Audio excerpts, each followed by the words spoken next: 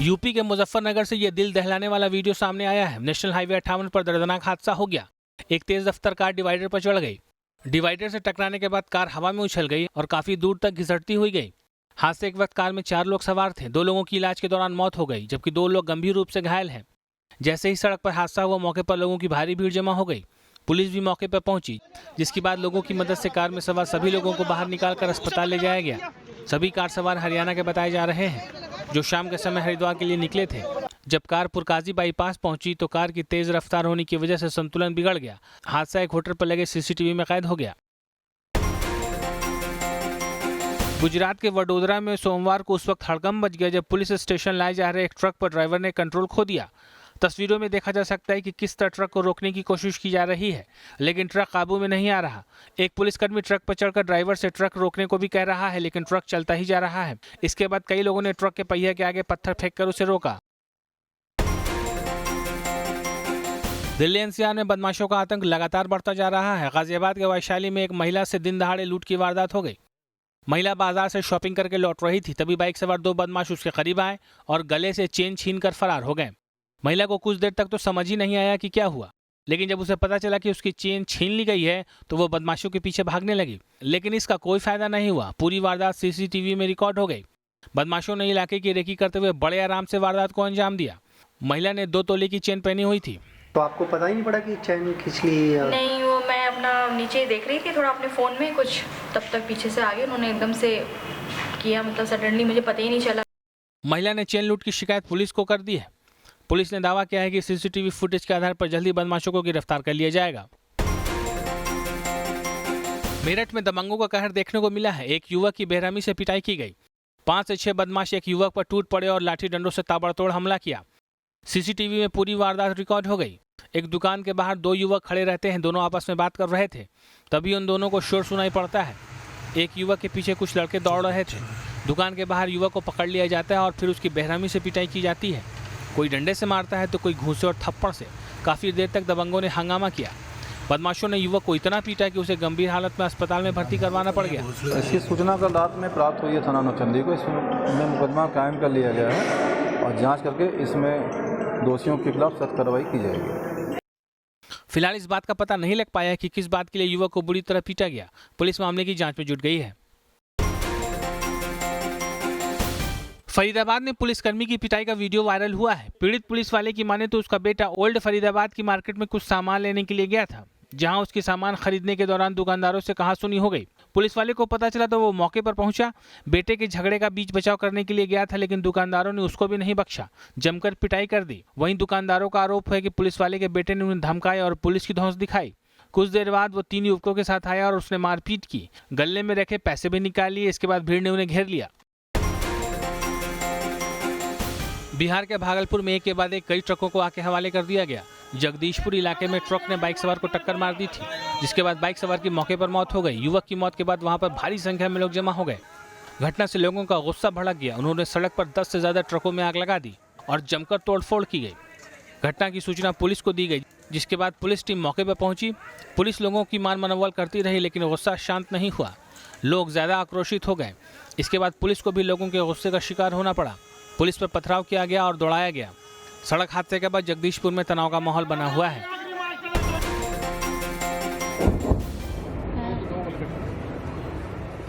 पाकिस्तान ने सरहद पर फिर नापाक फायरिंग की है। 12 घंटे के भीतर पुंछ में 2 बार सीज फायर तोड़ा। शाहपुर और बालाकोट में पाकिस्तान ने गोलाबारी की। पाकिस्तान की इस कायराना हरकत में शाहपुर इलाके में एक नागरिक को गोली लग गई, जिसके बाद घायल युवक को अस्पताल ले जाया गया। बहुत फायरिंग हो रही है सर, बहुत ज्यादा फायरिंग हो रही है। पहले भी बंदे मार गए, अभी भी मार रहे हैं। इसका कोई इलाज करें आप। देखो इसको, हर रोज फायरिंग कर रहा है। हमारा जीना मुश्किल हो गया उधर। पाकिस्तानी सेना ने बिना किसी उकसावे के भारतीय चौकी पर गोलीबारी की। भारतीय सेना ने पाकिस्तान को करारा जवाब दिया है। जम्मू कश्मीर से आर्टिकल 370 हटने के बाद पाकिस्तान बुरी तरह चिढ़ा हुआ है। घाटी में आतंकी घटनाओं में कमी आने से पाकिस्तान हताश है। उसकी साजिश कामयाब नहीं हो पा रही है, जिसके बाद अब वो LOC पर बेगुनाह लोगों पर फायरिंग करने से बाज नहीं आ रहा। इसके जरिए पाकिस्तान कश्मीरी जनता में खौफ पैदा करना चाहता है, क्योंकि भारतीय जवान घुसपैठ की उसकी कोशिश पर लगातार पानी फेर रहे हैं। सीज फायर कर वो आतंकियों को भारत की सरहद में घुसाना चाहता है। दिसंबर की बात करें तो पाकिस्तान ने 3 दिसंबर को पुंछ में फायरिंग की थी, जिसमें 2 लोगों की मौत हो गई थी। 9 लोग जख्मी हो गए थे। एलओसी में पाकिस्तान ने 6 और 7 दिसंबर को भी फायरिंग की थी।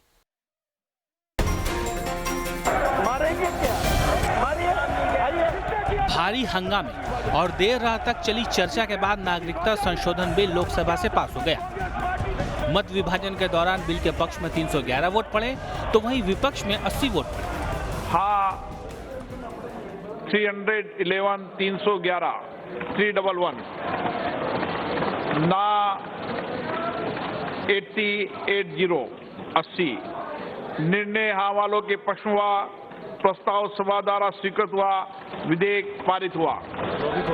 बिल पास होने के बाद प्रधानमंत्री नरेंद्र मोदी ने केंद्रीय गृह मंत्री अमित शाह को बधाई दी। पीएम मोदी ने ट्वीट किया कि मैं नागरिकता संशोधन विधेयक 2019 के सभी पहलुओं को साफ तौर पर समझाने के लिए गृह मंत्री अमित शाह की विशेष रूप से सराहना करता हूं। गृह मंत्री अमित शाह ने सोमवार को इस बिल को लोकसभा में पेश किया। इसके बाद सत्ता पक्ष और विपक्ष के सांसदों ने बिल पर अपनी राय रखी।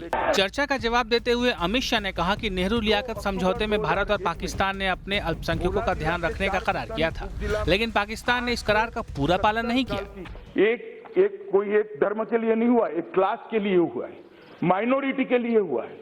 लोकसभा में नागरिकता संशोधन बिल के भारी बहुमत से पास होने के बाद सरकार की रणनीति इसे राज्यसभा में पास कराने की है। आज ये बिल राज्यसभा में पेश होना है। सुप्रीम कोर्ट में आज जम्मू कश्मीर से आर्टिकल 370 हटाने के खिलाफ याचिकाओं पर सुनवाई होगी। केंद्र सरकार के इस फैसले के लिए सुप्रीम कोर्ट में कई याचिकाएं दाखिल की गई हैं। याचिका में आर्टिकल 370 और 35 से हटाने को चुनौती दी गई है। केंद्र की अधिसूचना को असंवैधानिक बताया गया है। 370 हटाने के राष्ट्रपति के आदेश को असंवैधानिक बताने की मांग के साथ केंद्र सरकार को संसदीय तरीके अपनाने के निर्देश देने की मांग की गई है। सुप्रीम कोर्ट ने मामले को 5 जजों की संविधान पीठ को भेजा था। सुप्रीम कोर्ट ने लंबी सुनवाई के बाद फैसला सुरक्षित रख लिया था। दिल्ली में जेएनयू विवाद लगातार जारी है। फीस बढ़ोतरी के खिलाफ राष्ट्रपति भवन तक मार्च निकाल रहे छात्रों और पुलिस के बीच हल्की झड़प हुई, जिसके बाद पुलिस ने लाठियां बरसाई। छात्र राष्ट्रपति से हॉस्टल फीस वृद्धि के मुद्दे पर हस्तक्षेप की मांग कर रहे हैं। जेएनयू में फीस वृद्धि के खिलाफ सड़क पर उतरे छात्रों के प्रदर्शन के मद्देनजर 3 मेट्रो स्टेशन, केंद्रीय सचिवालय, लोक कल्याण मार्ग और उद्योग भवन मेट्रो स्टेशन पर एग्जिट और एंट्री को बंद कर दिया गया। जेएनयू छात्र हॉस्टल फीस बढ़ाए जाने के खिलाफ 1 महीने से प्रदर्शन कर रहे हैं। छात्रों ने प्रशासन की ओर से बार बार चेतावनी मिलने के बावजूद सेमेस्टर परीक्षाओं का बहिष्कार करने का भी ऐलान किया है। मानव संसाधन विकास मंत्रालय ने जेएनयू में सामान्य कामकाज बहाल करने, प्रदर्शन कर रहे छात्र और प्रशासन के बीच मध्यस्थता करने के तरीकों की तलाश करने के लिए 3 सदस्यीय समिति भी गठित की है। समिति ने मंत्रालय को अपनी रिपोर्ट सौंप दी है, लेकिन अभी तक कोई फैसला नहीं लिया गया है। देश में बढ़ते रेप के मामले से पूरे देश में गुस्सा है। गुनहगारों के लिए जल्द सजा की मांग उठ रही है। सभी राज्य सरकारों पर रेप के मामलों में जल्द निपटारे को लेकर दबाव बढ़ रहा है। ऐसे में रेप जैसे संगीन मामलों में वक्त से न्याय नहीं मिल पाने की बहस के बीच यूपी सरकार ने बड़ा फैसला लिया है। सरकार ने ऐसे मामलों के जल्द निपटारे के लिए 218 नए फास्ट ट्रैक कोर्ट बनाने के लिए मंजूरी दे दी है, जिस पर कैबिनेट की बैठक में मुहर लग गई। इसमें 144 फास्ट ट्रैक अदालतों में रेप से जुड़े, जबकि 74 अदालतों में पॉस्को एक्ट से जुड़े मामलों की सुनवाई होगी। एक कोर्ट बनाने पर 75 लाख के खर्च का अनुमान है, जिसके लिए 60% पैसा केंद्र जबकि 40% पैसा यूपी सरकार देगी। अपर सत्र न्यायाधीश स्तर के अधिकारी की नियुक्ति के भी आदेश दिए हैं, पद सृजित कर दिए हैं। उनके सहयोगी स्टाफ के भी पद सृजित कर दिए हैं। हमने बिल्डिंग का भी इंतजार नहीं किया। सामान्यतः सरकारी भवन में अगर उन्हें जगह तत्काल नहीं मिलती है तो उसके लिए हमने उनको किराए पर भवन लिए जाने के लिए भी किराए भी कैबिनेट से तय कर दिया है। सरकार फास्ट ट्रैक कोर्ट में कार्रवाई जल्द से जल्द शुरू करने की तैयारी में है, जिसके लिए अगर कोर्ट की बिल्डिंग में जगह नहीं मिलती तो फिलहाल किराए की बिल्डिंग में फास्ट ट्रैक कोर्ट शुरू किए जाएंगे। जजों की भर्ती भी जल्द शुरू की जाएगी। मध्य प्रदेश के रायसेन में 2 लोगों को रेप के आरोप में गिरफ्तार किया गया है, जिसमें एक सरकारी अधिकारी भी शामिल है। रेवेन्यू इंस्पेक्टर के पद पर कार्यरत शख्स का आरोप है कि उसने अपने साथी के साथ मिलकर मजदूरी का काम कर रही महिला से गैंगरेप किया। आरोप है कि दोनों ने पहले योजना बनाकर महिला के पति को शराब पिलाई और बाद में महिला के हाथ पैर बांधकर उसके साथ घिनौनी वारदात को अंजाम दिया। पीड़ित महिला और उसका पति खेत में मजदूरी का काम करते हैं। वारदात के बाद पीड़िता ने पुलिस को शिकायत की, जिसके बाद पुलिस ने दोनों आरोपियों को गिरफ्तार कर लिया। एक रेवेन्यू इंस्पेक्टर ने जिस तरह इस जघन्य वारदात को अंजाम दिया, उससे पूरे रायसेन में हड़कंप मचा हुआ है। लोग आरोपियों को सख्त सजा देने की मांग कर रहे हैं। बुलंदशहर के इस परिवार पर मुसीबत कम होने का नाम नहीं ले रही है। बेटी के गैंगरेप और हत्या के बाद इस परिवार को अब अपनी जान का खौफ सता रहा है।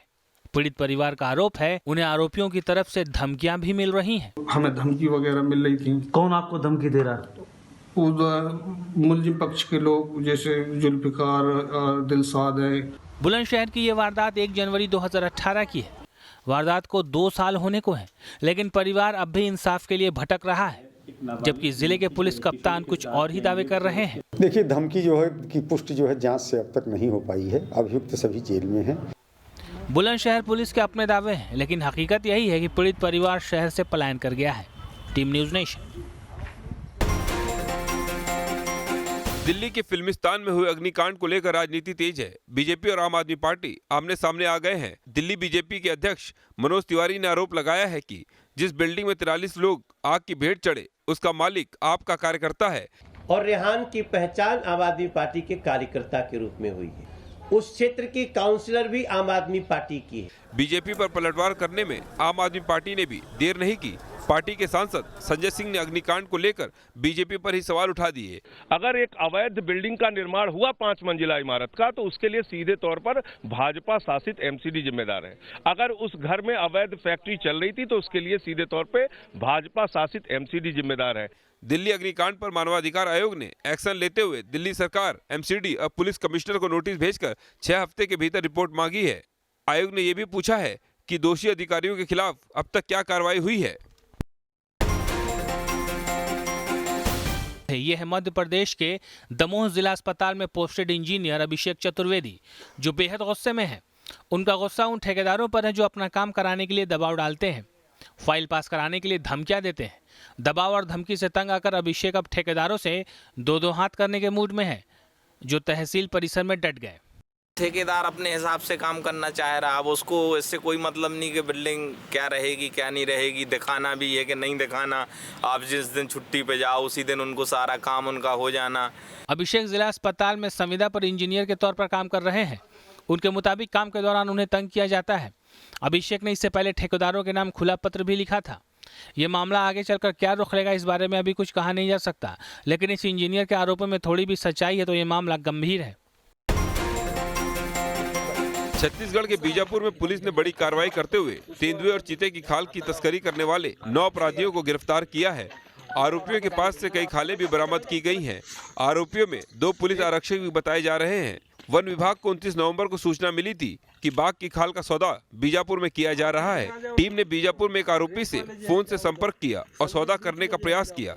पूछताछ में जानकारी मिली कि बीजापुर में एक बाघ को फंदे में फंसाकर शिकार किया गया था। बाघ की उम्र 3 साल की थी। आरोपियों के कब्जे से 4 मोटरसाइकिल और 11 मोबाइल फोन बरामद किए गए हैं। बताया जा रहा है कि ये लोग लंबे समय से खाल की तस्करी के काम में लगे हुए थे। पुलिस फिलहाल इनसे पूछताछ कर इनके नेटवर्क का पता लगाने की कोशिश कर रही है, ताकि खाल तस्करी के गोरखधंधे की तह तक पहुंचा जा सके। यूपी के चंदौली में जीआरपीएफ आरपीएफ को बड़ी कामयाबी मिली है। चेकिंग के दौरान लगभग 2 किलो सोना बरामद किया गया है। सोने के साथ एक आरोपी को भी पकड़ा गया है। सोने की कीमत 70 लाख रुपए आंकी जा रही है। सोने की एक खेप कोलकाता से दिल्ली ले जाई जा रही थी। इस सोने को बंदूक के कारतूस की शेप में तैयार किया गया था। पंडित दीनदयाल उपाध्याय जंक्शन पर यह कार्रवाई की गई। सोना बैग में छिपाकर ले जाया जा रहा था। प्लेटफॉर्म नंबर 7 से सोना जब्त किया गया। आरोपी को पुलिस के हवाले कर दिया गया है। चंदौली में सोने तस्करी की घटनाओं में इजाफा देखने को मिल रहा है। पिछले महीने भी दीनदयाल उपाध्याय रेलवे स्टेशन से सोने की बड़ी खेप बरामद हुई थी। हरियाणा के महेंद्रगढ़ में रहने वाला ये परिवार काफी परेशानी के दौर से गुजर रहा है। मन में खौफ है, चिंता खाई जा रही है, और इसके पीछे की वजह है इनका इंजीनियर बेटा जय सिंह, जिसे अगवा कर लिया गया है। समुद्री लुटेरों ने नाइजीरिया के पास एक मालवाहक समुद्री जहाज का अपहरण किया है, जो मुंबई से नाइजीरिया तेल लेने निकला था। जहाज में सवार 18 लोगों में 17 भारतीय हैं। उनमें से एक महेंद्रगढ़ के जय सिंह भी हैं। जय सिंह 2 साल से मुंबई के ship management private limited company में बतौर merchant navy 3rd grade engineer के पद पर तैनात हैं। जय के घर वालों ने सरकार से मदद की गुहार लगाई है। कंपनी से फोन आया मेरे पास बॉम्बे से कि आपका बेटा किडनैप कर लिया गया है। हमारे इंडियन 18 आदमियों को किडनैप कर लिया गया है। सरकार से मांग यही है कि मेरे बच्चे को जल्दी से छुड़वाएं। नाइजीरिया में समुद्री डाकुओं के कई गिरोह सक्रिय हैं। जिसमें वेस्ट अफ्रीका के समुद्री डाकू भी हैं जो इस तरह की वारदात करते हैं। फिलहाल इनकी शर्तों को लेकर कंपनी की तरफ से बातचीत करने की भी बात सामने आ रही है। यूपी के संभल में एक प्राथमिक स्कूल से देश को शर्मसार करने वाली तस्वीर सामने आई है, जिसमें छात्रों से स्कूल में फर्श धुलवाया जा रहा है, झाड़ू लगवाई जा रही है। ये वीडियो यूपी की शिक्षा व्यवस्था पर कई सवाल खड़े करता है। तस्वीरें काफी चौंकाने वाली हैं। दिसंबर की कपकपाती ठंड में ये नौनिहाल पानी से स्कूल का फर्श धो रहे हैं। टेबल कुर्सी की सफाई करवाई जा रही है। स्कूल में बच्चे पढ़ाई के लिए पहुंचे थे, लेकिन उनके हाथ में बाल्टी और झाड़ू थमा दी गई। इलाके के किसी शख्स ने वीडियो बनाकर सोशल मीडिया पर पोस्ट कर दिया। तस्वीरें वायरल होने के बाद से स्कूल प्रशासन के हाथ पांव फूले हुए हैं। जवाब देते नहीं बन रहा। जिला प्रशासन इस मामले में उचित कार्रवाई की बात कह रहा है। उत्तर प्रदेश के सरकारी स्कूलों में ऐसी लापरवाही की ये कोई पहली घटना नहीं है। इस तरह की तस्वीरें पहले भी सामने आती रही हैं। सवाल उठता है कि ऐसे में देश का भविष्य कैसे आगे बढ़ेगा। सऊदी अरब सरकार ने देश के रेस्टोरेंट में महिला और पुरुषों के लिए 2 अलग अलग दरवाजों के कानून को समाप्त कर दिया है। अब महिला पुरुष सभी एक ही दरवाजे से रेस्टोरेंट में जा सकेंगे। सऊदी अरब ने सोशल आज़ादी की तरफ एक और कदम बढ़ा दिया है। महिलाओं के लिए ड्राइविंग और व्यापार के लिए देश के दरवाजे खोलने के बाद सऊदी अरब ने महिलाओं के हित में एक और अहम फैसला लिया है। सऊदी अरब ने देश के उस कानून को हटा दिया है जिसके मुताबिक महिला और पुरुष रेस्टोरेंट में एक ही गेट से अंदर नहीं जा सकते थे। इससे पहले सऊदी अरब के रेस्टोरेंट और होटलों में अविवाहित पुरुषों के लिए अलग गेट, जबकि महिलाओं और परिवारों के लिए अलग गेट होता था। परिवार और सिंगल लोगों के लिए अलग अलग बैठने की व्यवस्था थी। सऊदी के युवा सरकार के नए फैसलों से बेहद खुश हैं। सऊदी क्राउन प्रिंस मोहम्मद बिन सलमान सऊदी अरब को उदारवादी इस्लामिक देश बनाने के मकसद से बड़े फैसले ले रहे हैं।